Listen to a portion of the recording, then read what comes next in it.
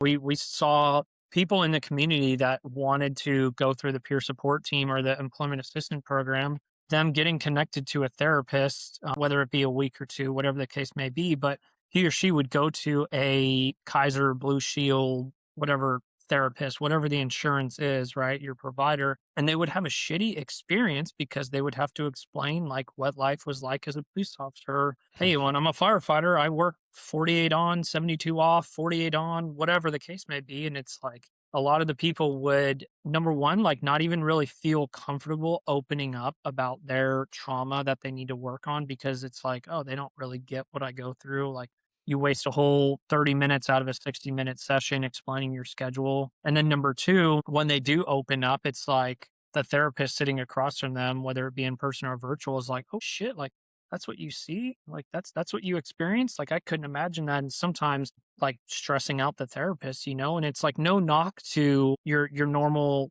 therapist out there, right? Like we appreciate you and thank you for what you do. But I mean, Doug, our military and first responder community requires well trained, trauma informed, trauma trained therapists that you could sit across the table from them and be like, hey, I went on this SIDS death or I went on this terrible suicide and this is what I saw. And it's like, okay, tell me more. What's it like getting resources for you? And we saw a common theme and it was like, whoa, this is deeper than what we thought. Like, this is worse than we thought. So then we were like, hey, what can we do? And we started receiving some donations, which was great. And the first donation was to drink better beer. We were drinking Trulies at the time while we were recording, and they're like, get you some manly beer at least, like have some fun with it. And then we decided to turn it into a C3 nonprofit with the intent to fund our community to attend therapy with culturally competent therapists outside of the employment assistance program, outside the VA.